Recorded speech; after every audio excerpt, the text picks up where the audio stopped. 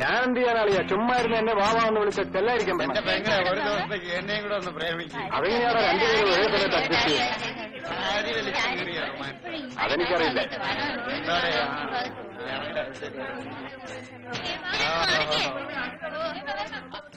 കടിച്ചു പറയും.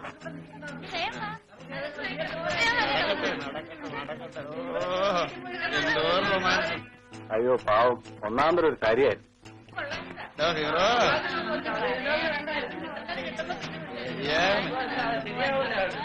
അവന്റെ ഒരു വലിയ ഇരിപ്പ് കണ്ടില്ലേ? നമ്മുടെ കേസ് എന്താണാവോ ഫയലിൽ ചേർക്ക? അല്ല, ധൃതിയൊന്നുമില്ല, ഓർമ്മിക്കാൻ വേണ്ടി പറഞ്ഞ. നമുക്കൊന്ന് ചുമ്മാ കറങ്ങി അടിക്കാം. നീ അത്രയ്ക്ക് ശീലാവധിയാണീ. ഇത് നിനക്കും കൂടെ ഉള്ളതാണെന്ന് വിചാരിച്ചു. വാലാട്ടിപ്പട്ടികൾ.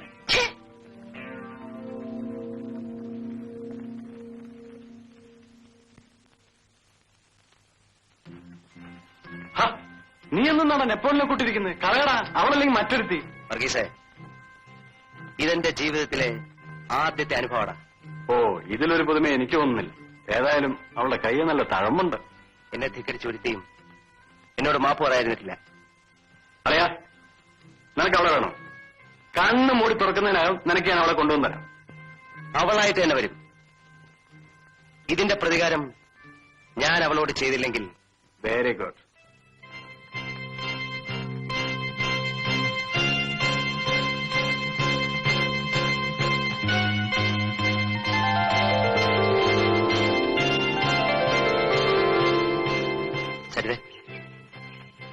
സരിത, ഒന്ന് നിൽക്കൂ.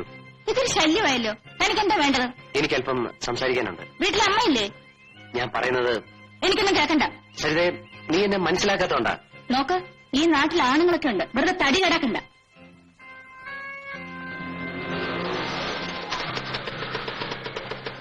സരിത, എന്നെ വിശ്വസിക്കൂ. മറ്റുള്ള പെൺകുട്ടികളെ കാണുന്ന പോലല്ല ഞാൻ സരിതയെ കാണുന്നത്. എനിക്ക് പറയാനുള്ളത് ദയവായി ഒന്ന് കേൾക്കൂ. തനിക്ക് ഭ്രാന്താണ്. വീട്ടിൽ പോയി പെണ്ണ് കെട്ടി തരാൻ പറ. അറിയാ, വിട്ടുകളാ, മനസ്സ് അപ്സെറ്റാക്കാ. നീ വണ്ടി വിട്ടു. ആ, വിട്. എല്ലാം കഴിഞ്ഞ് ഇനിയിപ്പോ പന്തളിയിലാവട്ടോ. ക്ഷീണിച്ചു വെക്കുവെന്നാ തോന്നണേ. ഇങ്ങോട്ട് തന്നെ അവരുടെ വരവ്. ഇങ്ങനെ പോയാൽ കുതിരവട്ടത്ത് പോകേണ്ടി വരും. ഏതായാലും സൂക്ഷിക്കണം, അവരൊക്കെ പണക്കാരാ. കഴി വെച്ചേക്കാൻ പറ. എന്താ ഉർവശിമേനമാർ കളിച്ച് ക്ഷീണിച്ചു വെക്കുവാണ്? നമുക്കൊന്ന് കളിക്കാം. ചുമ്മാരിടാ. അറിയാ, നീ മനസ്സ് അപ്സെറ്റാക്കാതെ. സരിത വൈകിട്ട് ഫ്രീ ആണോ? എന്തിനാ? ലോഡ്ജിൽ പോകാനായിരിക്കും. അല്ല, അല്പം സ്വസ്ഥമായിട്ട് സംസാരിക്കാൻ. ജെയിംസ്, ഞാൻ പല പ്രാവശ്യം പറഞ്ഞിട്ടുണ്ട്, നിങ്ങളുടെ ആഗ്രഹം നടക്കില്ല. അതിന് എന്നെ കിട്ടില്ല. നീ അപ്സെറ്റ് ആവാതാ. വേറെ പല നമ്പറുകളും നീ കിടക്കുവാ. വാ, ഞാൻ പറഞ്ഞുതരാം. വാടകണ്ണ.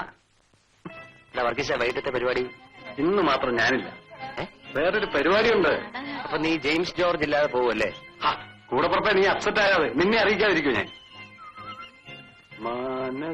വർഗീസേ, നമ്മുടെ സീതയുടെ ചാരിത്ര ശുദ്ധി നമുക്കൊന്ന് പരിശോധിക്കണമല്ലോ. നമുക്കൊരു അഗ്നിപരീക്ഷണം തന്നെ നടത്തിക്കളയാം. എന്നാ ഹോമുണ്ടെന്ന് അറിയിക്കും. ആയിക്കോട്ടെ. തന്നെ ചുടാനാണോ? ശരിയേ, ഇങ്ങനെ നടന്ന് അറിയാലേ ഭൂമി കുലുങ്ങും. എത്ര പറഞ്ഞിട്ട് നാണമില്ലല്ലോ, തെണ്ടികൾ. സരിതമോളെ, നിന്നെ മിന്നിട്ട് ഞാൻ എടുത്തില്ലെങ്കിൽ എന്റെ പേര് ജെയിംസ് ജോർജ് എന്നല്ല. എന്റെ ശവമായിരിക്കും താൻ എടുക്കുന്നത്.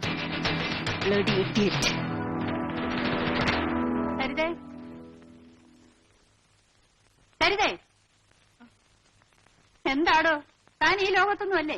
സോറി മാഡം, തന്നെ പ്രിൻസിപ്പാൾ വിളിക്കുന്നു. മേലാൽ ഇത് ആവർത്തിക്കാതിരിക്കാൻ ശ്രദ്ധിക്കണം. സർ, ഞാൻ ഒരു തെറ്റും ചെയ്തിട്ടില്ല. അവരിങ്ങനെ ശല്യപ്പെടുത്താൻ തുടങ്ങിയാൽ ഞാൻ പിന്നെ എന്ത് വേണം? എങ്കിലും ഒരാണിന്റെ നേരെ കൈ ഉയർത്തിയത് അത്ര നന്നായില്ല. ഞാൻ പരമാവധി സഹിച്ചു സർ. സരിത ഒന്ന് മനസ്സിലാക്കണം, അവർക്ക് നഷ്ടപ്പെടാൻ ഒന്നുമില്ല. പക്ഷേ താനൊരു സ്ത്രീയാണ്. അതുകൊണ്ടാണ് സർ ഞാൻ ഇത്രയും ക്ഷമിച്ചത്. ജെയിംസ് ജോർജിന്റെ അപ്പച്ചൻ പ്രാംപറമ്പിൽ തോമസ് ജോർജ് ഈ നാട്ടിലെ ഏറ്റവും വലിയ പണക്കാരനാണ്. അയാൾക്ക് ഇവിടെ പല സ്വാധീനങ്ങളും ഉണ്ട്. പണക്കാരുടെ മക്കൾക്ക് മാത്രം പഠിച്ചാ പോരല്ലോ സർ, ഞങ്ങൾക്കും കൂടി ഒന്ന് രക്ഷപ്പെടണ്ടേ? ഞാൻ ജെയിംസ് ജോർജിനെയും വർഗീസിനെയും വാൺ ചെയ്ത് അയച്ചിട്ടുണ്ട്. സരിത പോയിക്കോളൂ. Thank you sir. വർഗീസേ,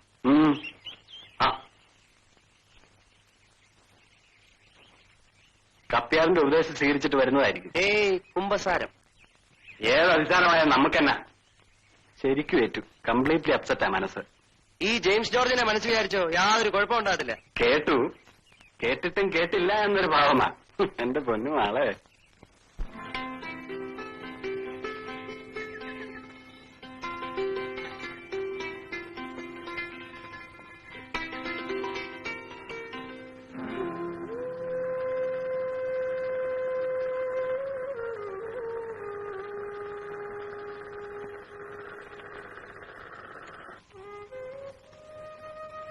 നിന്റെ യോഗമാ മോളെ.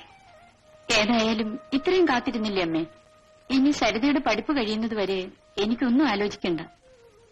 എന്നാലും നിന്റെ പ്രായത്തിലുള്ളവർ കല്യാണം കഴിച്ച് കുഞ്ഞുങ്ങളുമായി കഴിയുന്നത് കാണുമ്പോ അമ്മയുടെ മനസ്സ് പെടയാ മോളെ.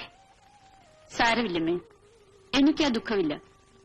ജീവിത അവസാനം വരെ ഈ തയ്യൽ മിഷനുമായി കഴിയേണ്ടി വന്നാലും സരിതയെ ഞാൻ ഉദ്ദേശിച്ചെടുത്ത് കൊണ്ടെത്തിക്കും. അവളൊരു വക്കീലായിട്ട് വേണം നമ്മുടെ നഷ്ടപ്പെട്ട ഭൂമിയും സ്വത്തും തിരിച്ചെടുക്കാൻ. നമ്മളെ അനാഥരാക്കിയവരോട് പകരം ചോദിക്കേ.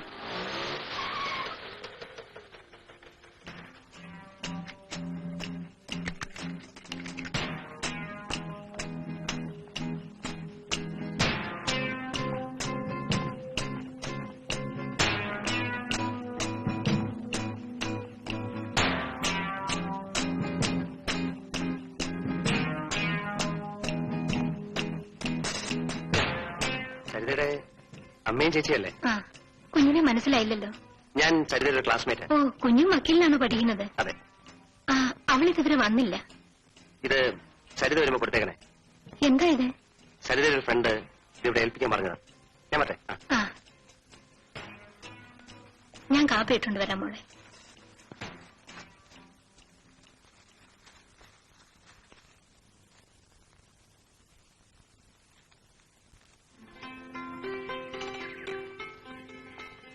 ഹലോ. പിന്നെ സുഖമാണല്ലോ. ശരി.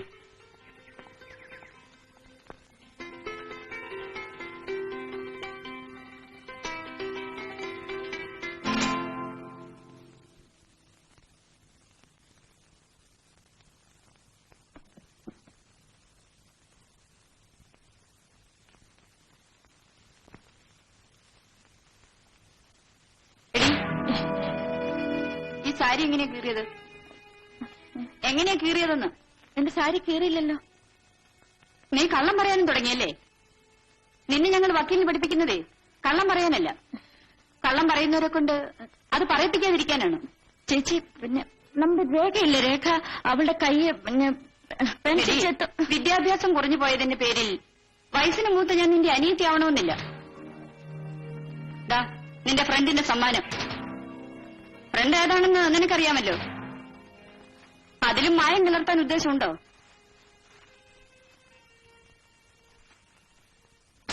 പഴയ സാരി കീറിയതിൽ വിഷമിക്കണ്ട. അതിനേക്കാൾ മനോഹരമായ മറ്റൊന്ന്. സ്വന്തം ജി.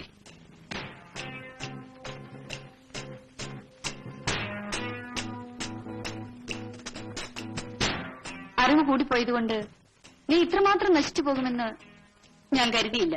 ചേച്ചി, ഞാനത് തെറ്റും ചെയ്തിട്ടില്ല. വേണ്ട, ഇനിയും ഞങ്ങൾ വിട്ടികളാക്കരുത്. എടി, മാനം വിറ്റ് കൈനീട്ടാൻ തയ്യാറായിരുന്നെങ്കിൽ എനിക്കും എന്തൊക്കെയോ നേടാമായിരുന്നു. എല്ലാവരും കൂടി ഒരുമിച്ച് ആത്മഹത്യ ചെയ്യാനുള്ള വഴി ഉണ്ടാക്കരുത്, പറഞ്ഞേക്കാം.